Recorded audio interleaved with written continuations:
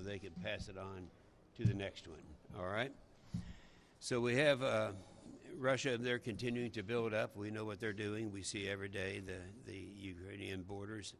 The best way the United States can support our friends in Ukraine is to quickly deliver additional aid and bolster Ukraine's defenses.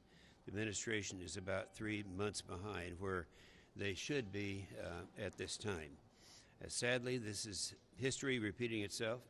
When Russia first invaded Ukraine in 2014, the Obama administration initially failed to send military aid. Only after my colleagues and I sent a legal minimum on funds for lethal defensive aid back in 2017 did things really get started. And you might remember that was when we had our defense authorization bill, the NDAA, where we put the legal minimum on funds for lethal defense to make sure that got done. Many of those Obama-era officials, including the president himself, are back in the White House, showing the world that they didn't learn any lessons from 2014. Worse, when the Biden administration had done everything in its power to support the Nord Stream 2 pipeline, this was going on. This project would line the pockets of Putin. We all know what this would do and the results that they would have. Many of my Democrat colleagues were quick to criticize President Trump, claiming that he didn't do enough initially to push back harder on the Russian aggression. And then now they realize that how much more he did than the Democrats did during their time frame. Now, I'd hoped to pass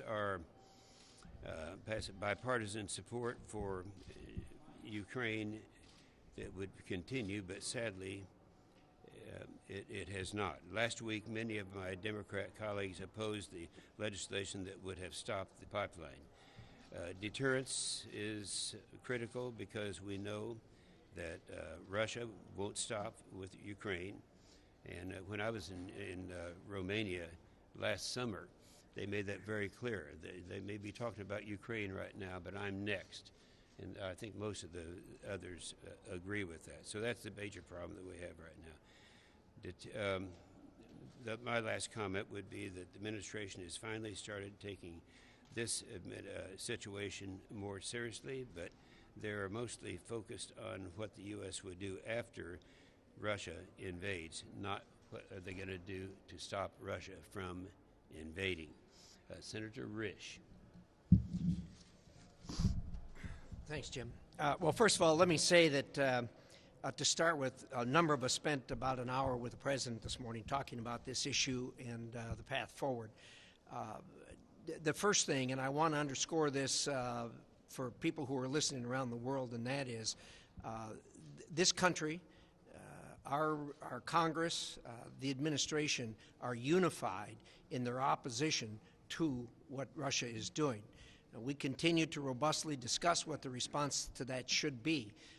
Those of us that are on Foreign Relations and Intelligence Committee have watched this deteriorate over the last 4 months, and it is disheartening to see that the trajectory is in the wrong direction. It's really important that the trajectory be reversed, and the only way that's going to happen is if we start acting now. And the diplomacy has gone on for a long time.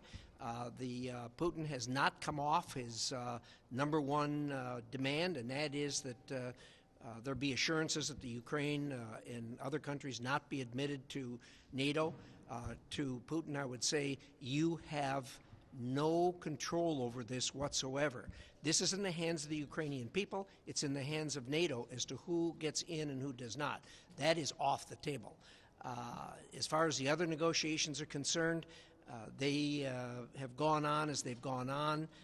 Progress is going in the wrong direction, and it's really time that we start taking action to show that indeed we do want to stop this. As Senator Inhofe has indicated, the focus now should be on stopping an invasion, not talking about what happens afterwards. What happens afterwards is not really debatable. The Russians are going to have a very good first day if they invade. After that, the sledding gets very difficult, as they have found out in other places. Occupying a country is very difficult. It's expensive in both blood and treasure.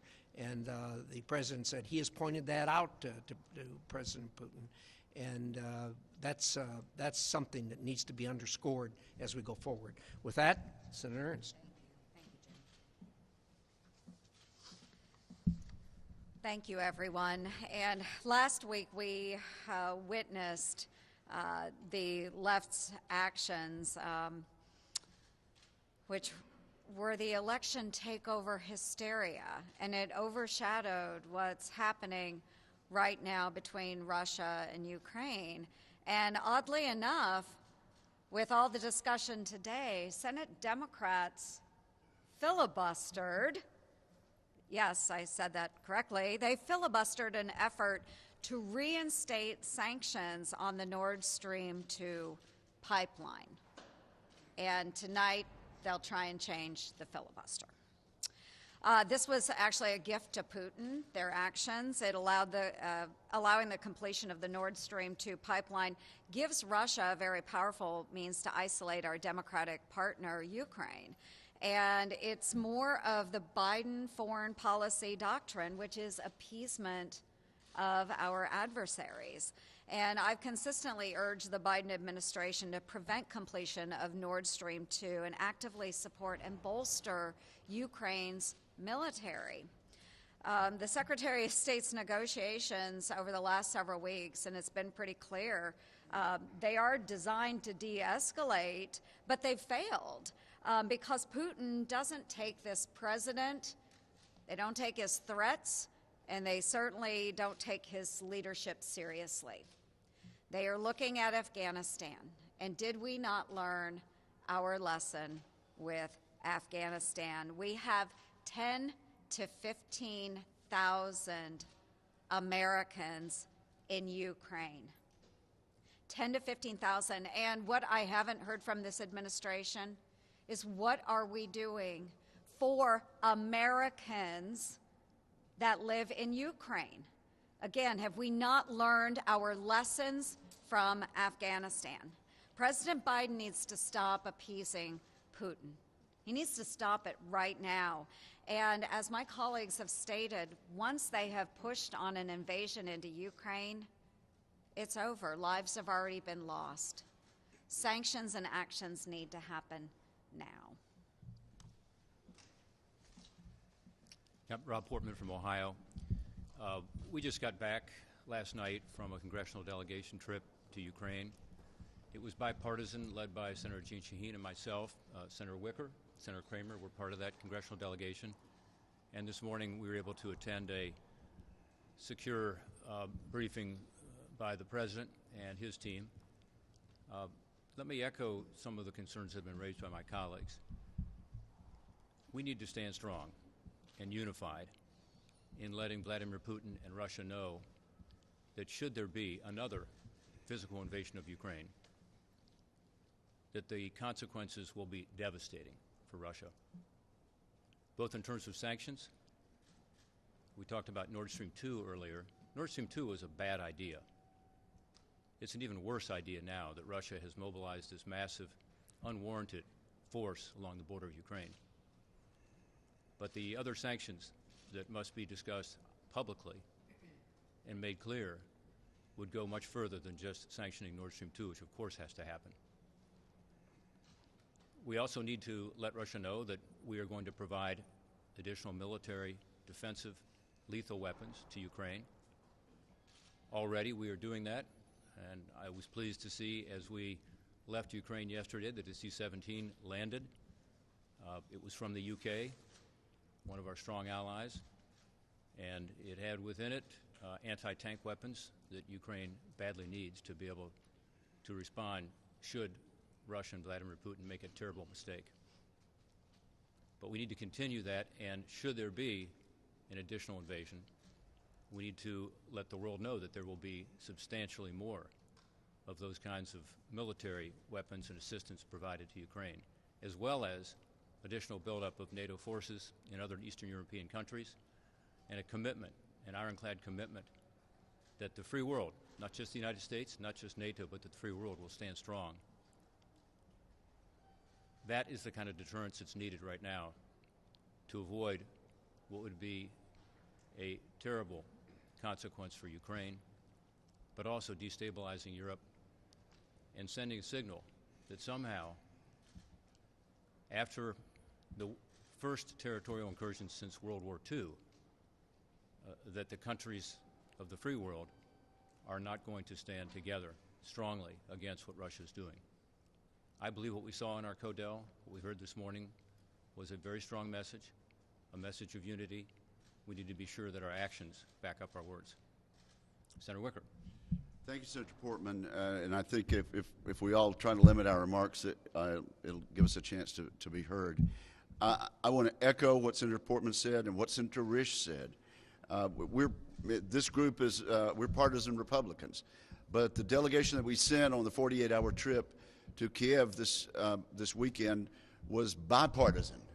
4 Democrats, 3 Republicans, and our message was the strong message that Senator Risch just spoke to the rest of the world. We are united in our opposition to what Vladimir Putin and Russia are about to do, and we want to stand strong in a united way as a country. I think that was the message coming out of the classified meeting we had with the President, and I hope that comes to fruition.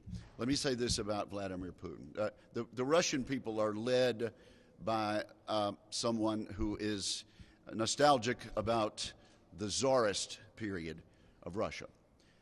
President Reagan correctly called the USSR an evil empire. Vladimir Putin is nostalgic for a return to the evil empire, and that is why he's done what he's done. And yes, he poisons political opponents. He assassinates former members of the administration who oppose him publicly. He has invaded Georgia. He has invaded Ukraine. And as of yet, no one has given Vladimir Putin a bloody nose for any of this. I think the alliance, our friends in NATO, and a bipartisan majority are prepared to assist Ukraine in making sure that if it happens this time, Vladimir Putin will get a bloody nose. This is 40 million people who remember how it used to be not to be free and to be under the thumb of Soviet Russia. They will fight, and it gladdened my heart, as Senator Portman said, to see that cargo plane from the United Kingdom offloading anti-tank weapons. We need to be an integral part of doing more than has already been announced, and we need to make sure that if Vladimir Putin takes this step and makes this mistake for his countrymen and this mistake against his neighbors, that it will be a mistake that he will long regret and long remember. Senator Kramer. Well, thank you.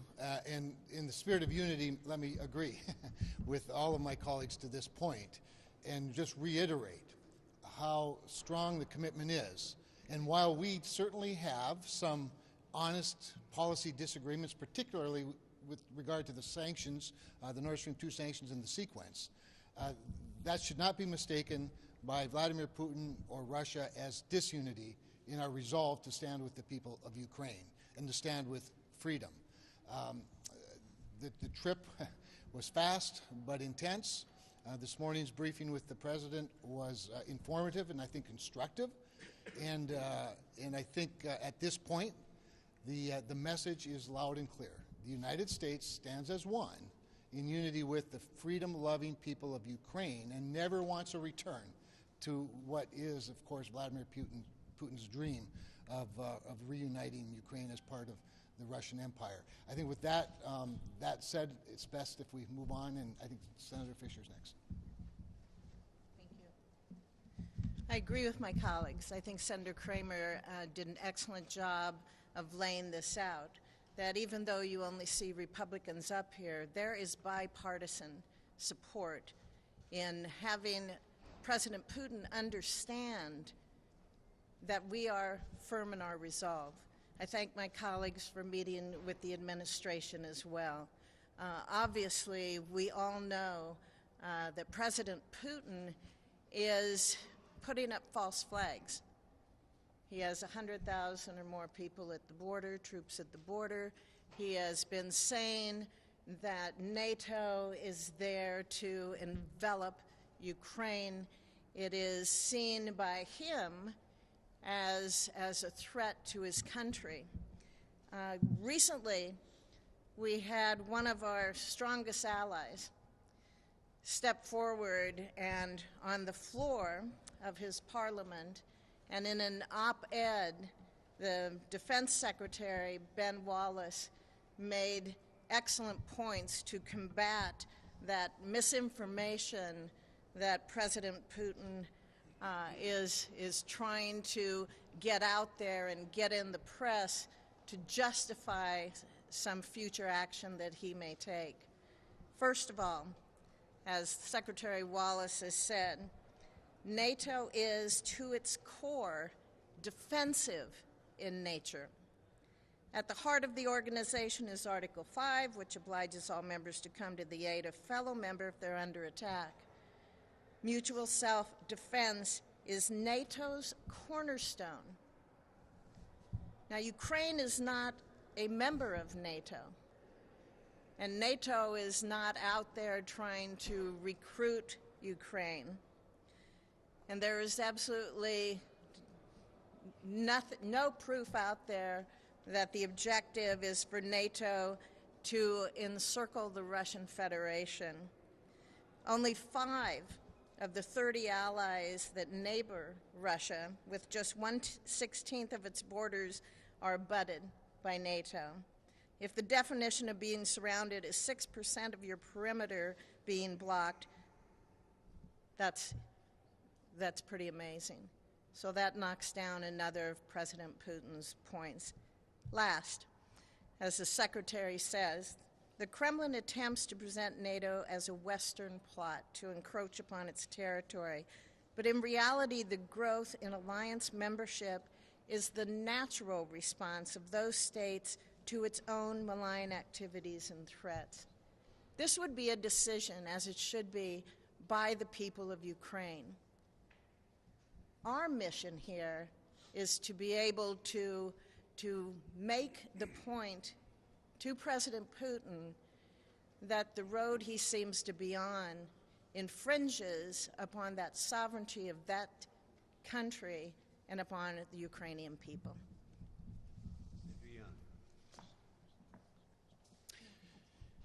Well, I am here, and I believe my colleagues are here today because we, like every American, are cheering for our Commander-in-Chief to be successful, to help protect our values and interests as Americans. And one of the things that's really important that we do is that we incentivize and we encourage this president to be resolute as we deal with the current situation.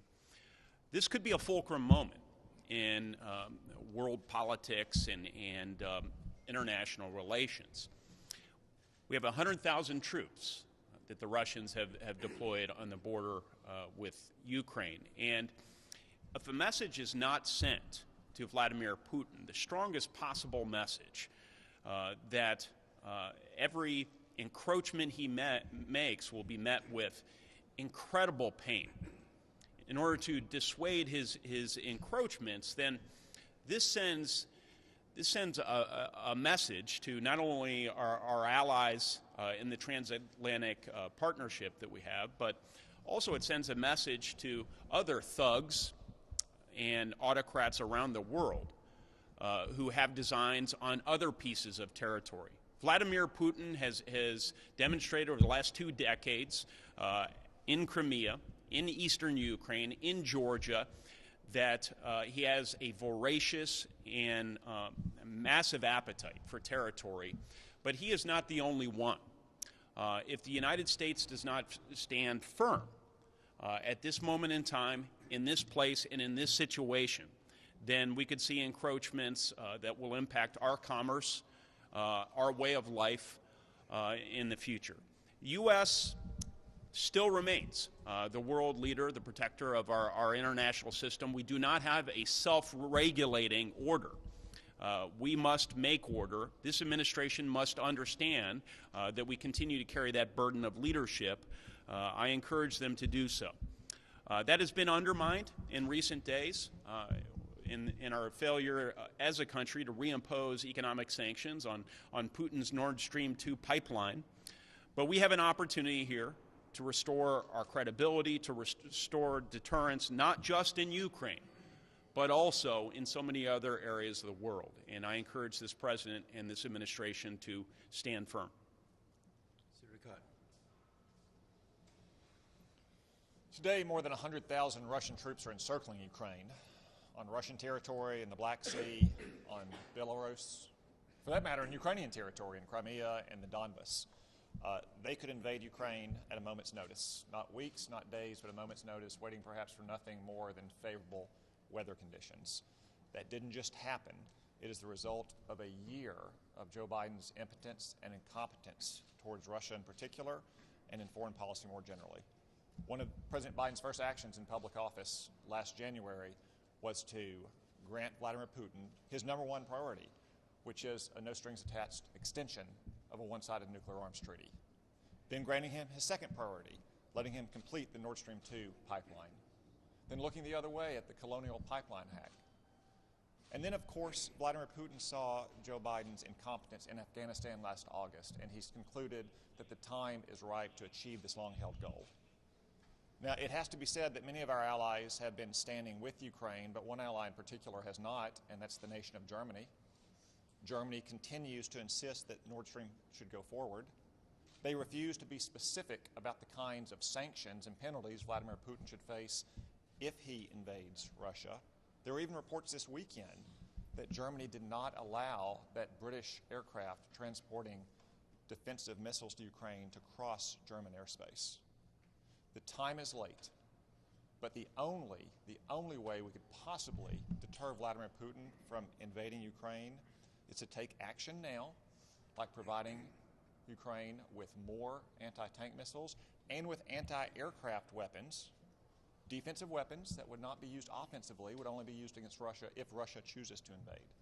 By reimposing sanctions now on Nord Stream 2 and being very specific about the kinds of consequences Russia will face should it invade.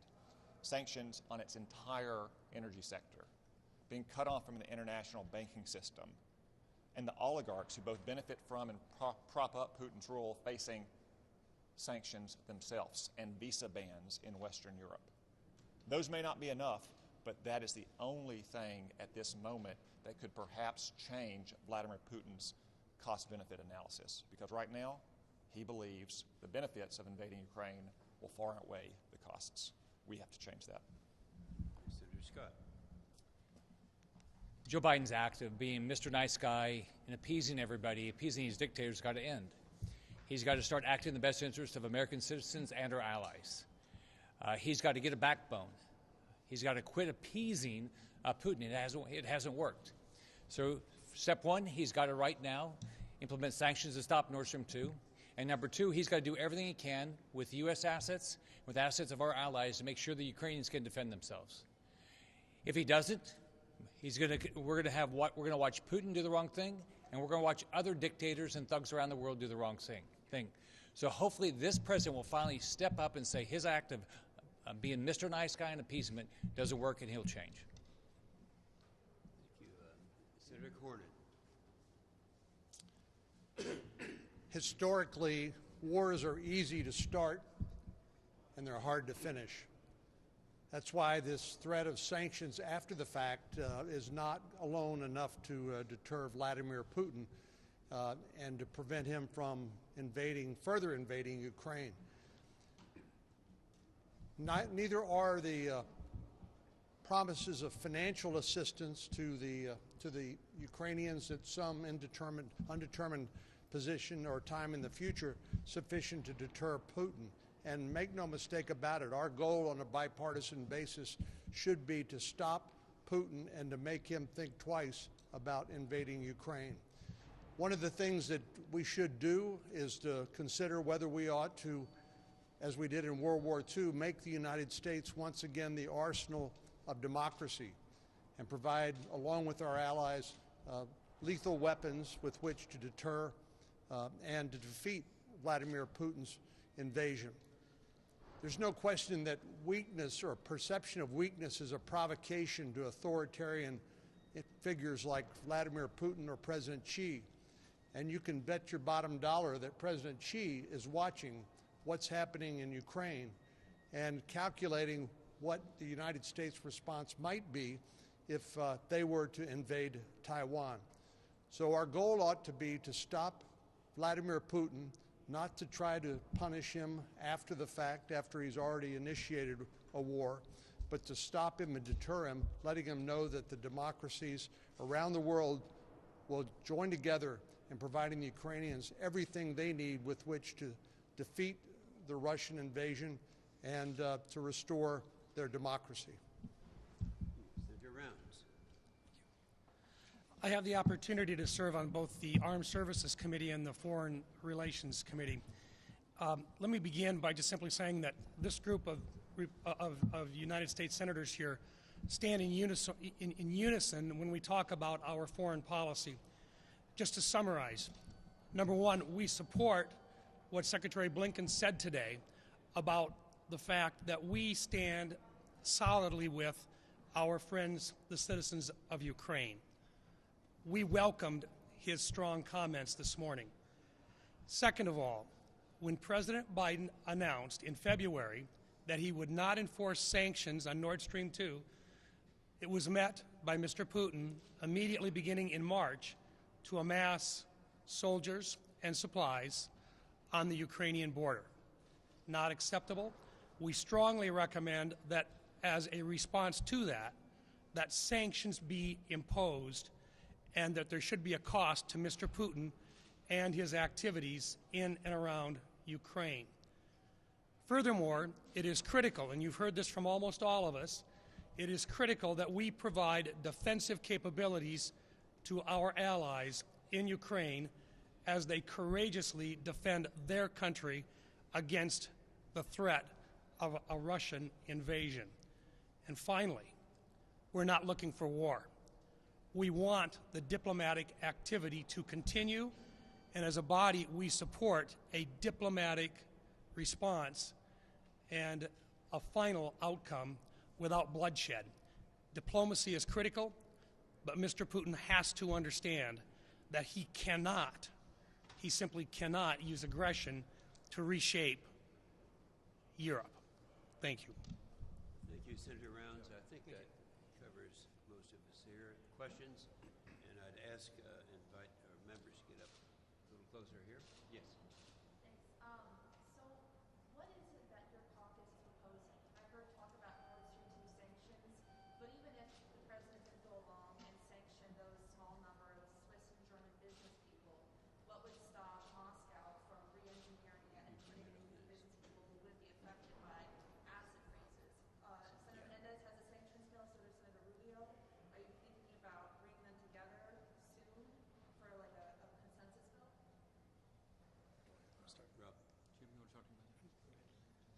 Well, I said earlier, Nord Stream 2 pipeline was a bad idea long before the massive and unwarranted and provocative buildup of military forces along Ukraine's border. Now it's a terrible idea.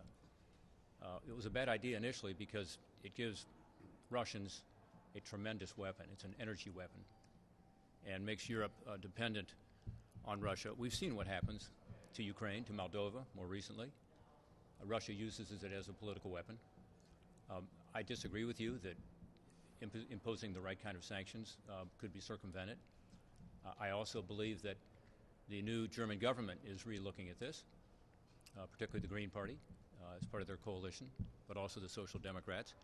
And what I hope all of us agree with, I think we do, Senator Cotton spoke to this, is that we want Germany to step up and to ensure that we do not see this pipeline be completed. It not only creates this dependency by Europe on Russia, it also hurts Ukraine in a very fundamental way. The existing pipeline goes through Ukraine that provides much of this natural gas. Ukraine gets fees from that. More importantly, in a way, it's an insurance policy, because this is something Russia cares about. And then finally, of course, it provides natural gas to the people of Ukraine. So this is a bad idea. It's become an even worse idea, and we believe that sanctions are appropriate.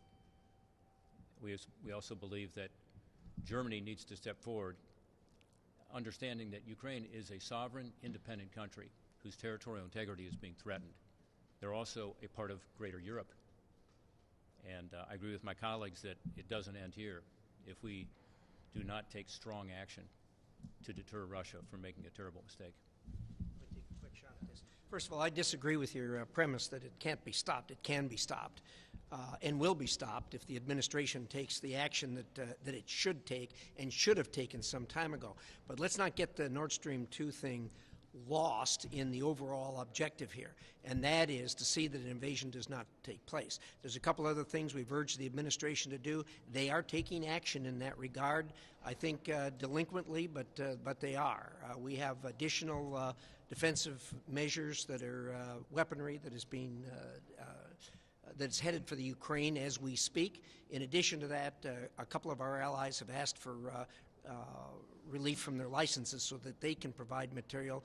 I understand that that's being done, and bless the UK for stepping up and doing what they're doing. Bill, I know one of you brought it up, that you're talking about this idea of bipartisan unity on opposing what Putin is doing.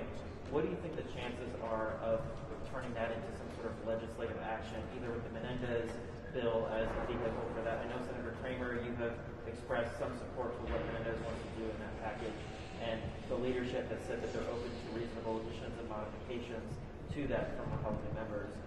What do you think the chances are of turning that into a bipartisan legislative package? Well, there are members of both parties discussing that in the relevant committees.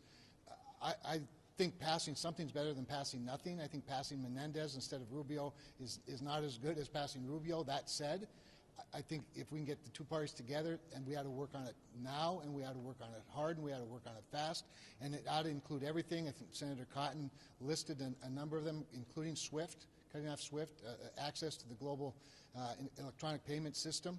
It's got to be severe, and it's got to be broad-based. The sequence is a debatable issue. It's a disagreement. I think we can strengthen some parts of it more like we'd like it, agree to some of the things that Democrats want, but at the end of the day, I think we need to get to a package that is decisive and that is enough to be a deterrent to action. And again, getting back to Nord Stream 2, it never should have been built. It has handed Vladimir Putin leverage he should never have had. That said, it is now a source of revenue for Vladimir Putin that, if it is stopped, can still hurt, and we need to be committed to that. And we need Germany to say publicly that they're committed to that. About another aggression that already happened a couple of days ago. On another very important ally, unfortunately, for the U.S., the UAE. It happened from Houthi, a group supported and backed by Iran. It was very brazen and a threat on civilian facilities. So, what's your comment on that? Yeah, we're talking about the Ukraine here today. We'll take that up at another time. During your trip to Ukraine, the Ukrainians asked for any specific weaponry, either offensive or defensive, that the Biden administration is not taking off the table?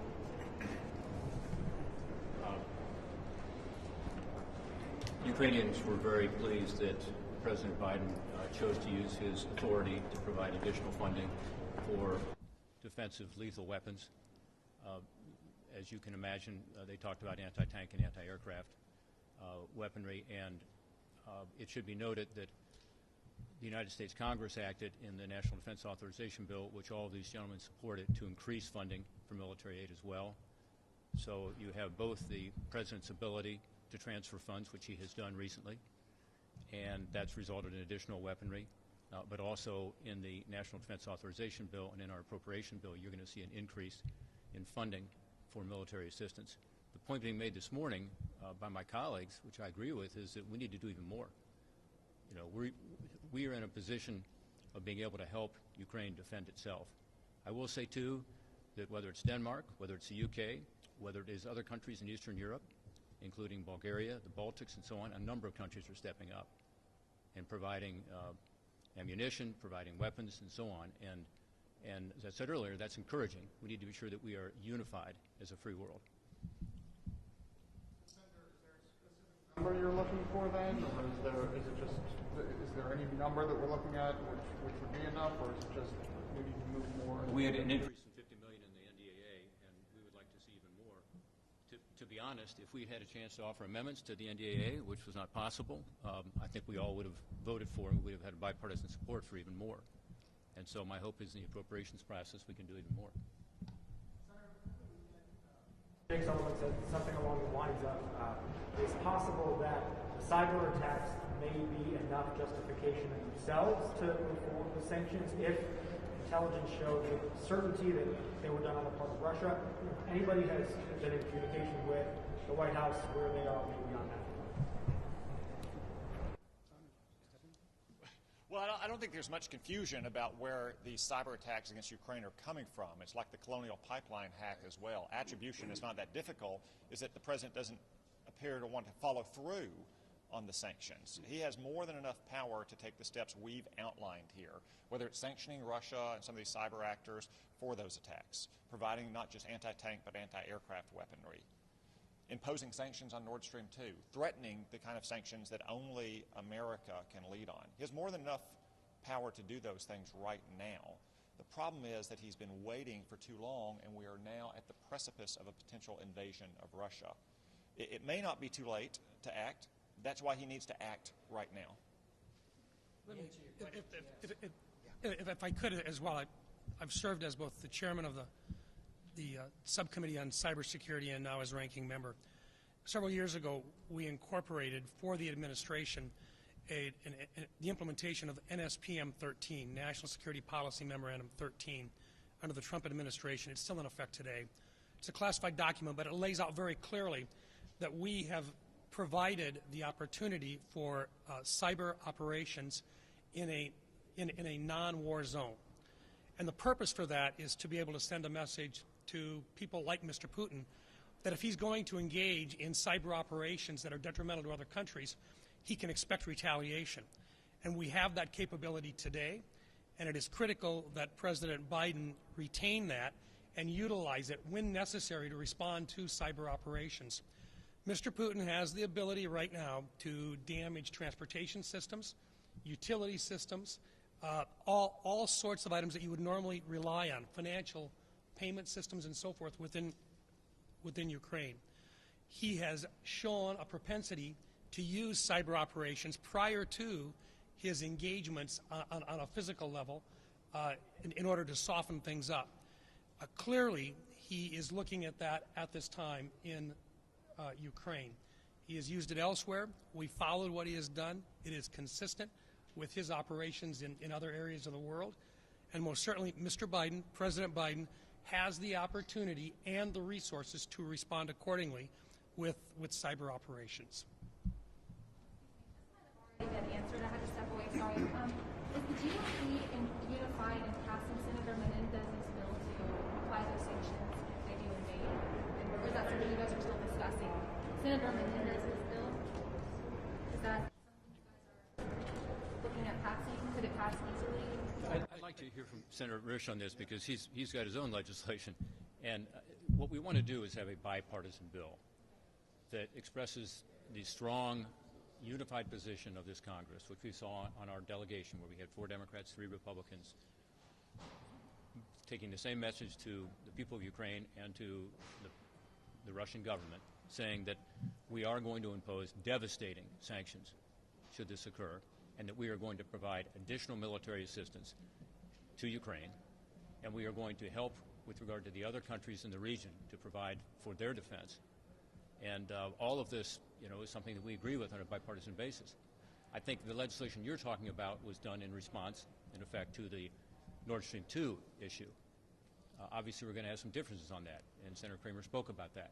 But that's not going to keep us from coming up with a strong bipartisan bill that makes it clear that we stand with the freedom-loving people of Ukraine.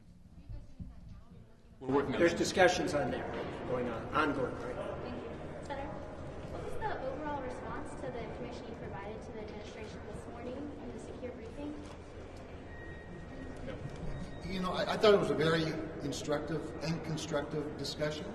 I don't think we surprised the president or Mr. Sullivan or anybody in the administration with what we said, and quite honestly, we listened as much as we spoke. For example, in the area of sanctions, which is what we're discussing, Rob is exactly right. We want to have a strong bipartisan sanctions package, and melding existing legislation together, strengthening it from our standpoint. I think you could have an overwhelming vote, but if they choose to just have a watered down sanctions package, I don't know how strong the vote will be. But I want a big vote because that again expresses the unity. And Tom is exactly right. There's enough has been done for us to punch back a little bit, and right now I think Vladimir Putin is saying, thank you, Mr. President, but words are cheap. And it's time to demonstrate some action. But yes, we're working on some things together, and the president was instructive. The president raises an important point, to be fair. Sanctions they're not a bilateral or a unilateral thing. Even if it's a unilateral sanction, it splashes over. It's got a dynamic effect with allies, with our own exporters. So we have to be thoughtful about it. We have to be committed to it. We have to be clear about it. He listened attentively. He shared a lot as well. One of the challenges that's come up many times is he has the additional burden of keeping NATO together. And right now, there's at least one outlier. And while NATO's united against a common adversary, they're not all united at the same level of intensity.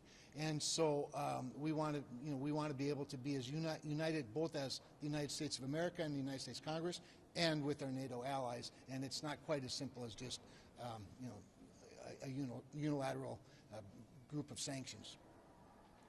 Can I make one other point on the legislation? Under the leadership of Senator Risch and Senator Menendez, we have already passed out of committee the Ukraine Security Partnership Act. That's in addition to what we're talking about now. We would most likely be able to fold that into any new legislation. That includes, among other things, additional capability to help Ukraine with regard to cyber attacks, as an example, something we saw, unfortunately, occur last week. So that legislation has already been reported out of committee. It hasn't been voted on the floor yet. So there's strong bipartisan support for helping Ukraine, and there's a lot of legislative activity that I think could be brought together.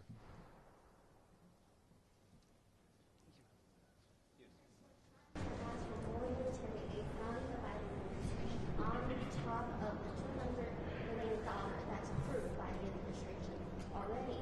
So would you be concerned that more military aid might stir up more chaos while playing into the hands of Russia while they're trying to allegedly stir up more chaos at the border? Is your question whether or not this is a provocative act that might cause the Russians to move?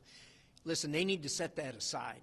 We don't need to be calculating what's going to provoke the Russians. We know where we stand, where we want to go. The Russians know where they stand and where they want to go. It's way past time to be dithering over whether something is going to upset Putin or not. That's off the table as far as I'm concerned. Yeah, let's not forget that the escalation of all this has come from one side, not the other. The peace-loving, freedom-loving Ukrainians, NATO, the United States of America, none of us have escalated this situation. And every attempt to de-escalate it with diplomatic attempts, of which there have been many, several just in the last week or two, have clearly not deterred Vladimir Putin. So the time for that discussion is long past. Thank you. Thank you. All right, thank you.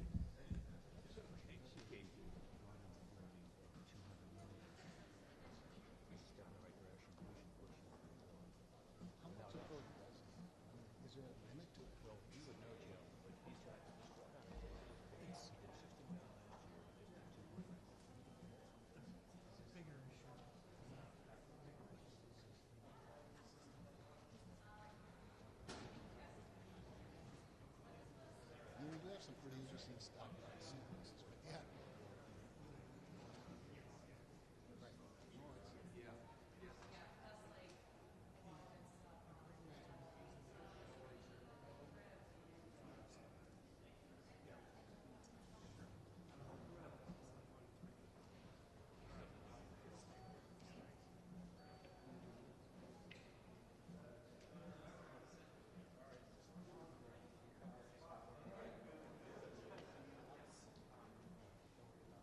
The question